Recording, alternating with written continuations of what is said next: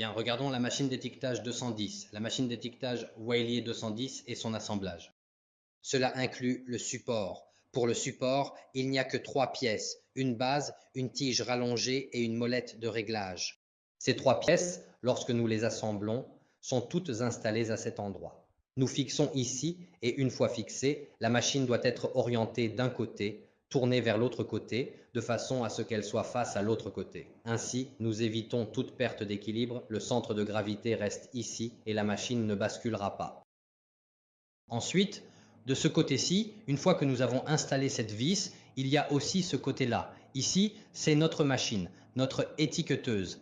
Lors de l'emballage initial, le couvercle de la machine était orienté vers le haut. Pour cela, il faut desserrer ces 2 vis de chaque côté.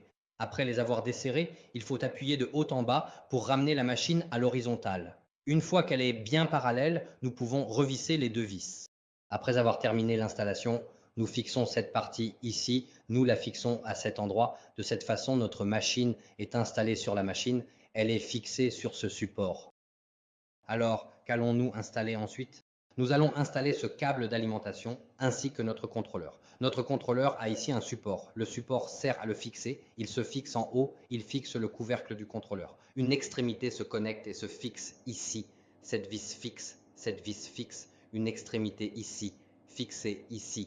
Nous branchons notre contrôleur ici, on le branche ici, puis il suffit de le serrer.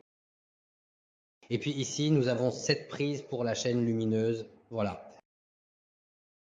Ici, c'est la chaîne lumineuse colorée. En dessous, c'est le capteur d'étiquette. Ici, il y a une prise. Cette prise de la chaîne lumineuse, nous la connectons. Une fois que tout est bien branché, la machine de base est essentiellement assemblée. Remettons-le délicatement à l'endroit et observons attentivement sa hauteur. On peut aisément la visualiser en le faisant pivoter lentement pour le relever progressivement ou l'abaisser doucement, ajustant ainsi sa position avec précision. Eh bien, il faut serrer les vis. Toutes les vis doivent être serrées, y compris celles-ci. Elles doivent être serrées. Mais nous contrôlons ce contrôleur et cela devient comme ça. Ah, le nôtre. Le verrouillage planétaire est installé, la courroie de chargement est installée, c'est ce qu'on appelle Le plateau d'alimentation. le plateau d'alimentation, nous l'avons bien installé. Le plateau d'alimentation est en place, mais comment l'installer? C'est très simple, je peux vous montrer. Je peux faire une démonstration. Comment je l'ai installé? J'ai même une section spécialement dédiée à son assemblage. La méthode d'enroulement. Nous avons aussi une méthode d'enroulement ici. Il y a plusieurs façons. Nous allons simplement en parler à nouveau. Nous plaçons d'abord le matériau sur notre plateau d'alimentation, puis, à partir du plateau, il ne faut surtout pas inverser le sens, il faut absolument le faire ainsi.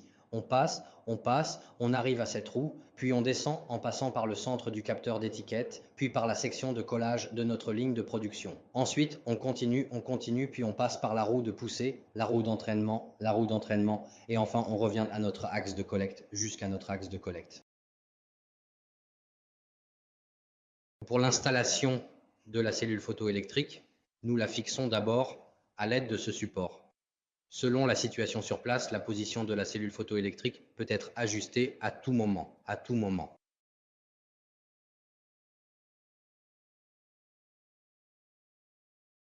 Cette cellule photoélectrique doit absolument se trouver à droite de notre section de collage, à droite de la section de collage. Dans le sens inverse du mouvement, il faut d'abord passer par la cellule photoélectrique, puis arriver à notre section de collage pour coller l'étiquette.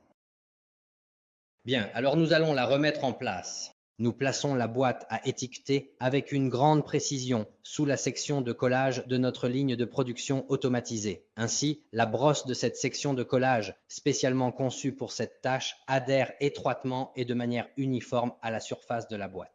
Il est absolument essentiel que ce collage soit parfaitement réalisé et bien fixé, sinon l'étiquette ne pourra absolument pas remplir sa fonction première et essentielle. Le rôle principal de la brosse est, une fois que l'étiquette a été délicatement posée sur la boîte, de la balayer avec une pression contrôlée sur toute la surface de l'étiquette pour s'assurer que celle-ci adhère encore mieux et de façon plus durable à la boîte, garantissant ainsi une fixation optimale et une présentation impeccable. Pour ce capteur photoélectrique, il est très important que notre boîte ne le touche pas en passant. Il ne faut surtout pas toucher le capteur. La position où l'étiquette sera posée sur la boîte dépend de ce capteur et nous pouvons la contrôler visuellement. Voilà comment se fait l'assemblage.